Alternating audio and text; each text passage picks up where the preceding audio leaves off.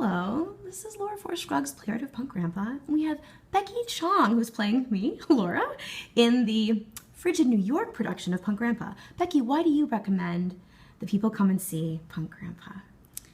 Well, for me, this play has been an awesome experience because, well, first of all, as you know, Laura, who is Caucasian, and I obviously am Asian, it's just been such an honor to be able to play this character because it just shows that, like, this story transcends across, culture, ethnicity, whatever it might be, because everyone has a grandparent and everyone knows, well, hopefully everyone knows what love is and has been able to experience that. And so it's just been a joy to be able to discover this character and her journey, and also knowing that she's a real person.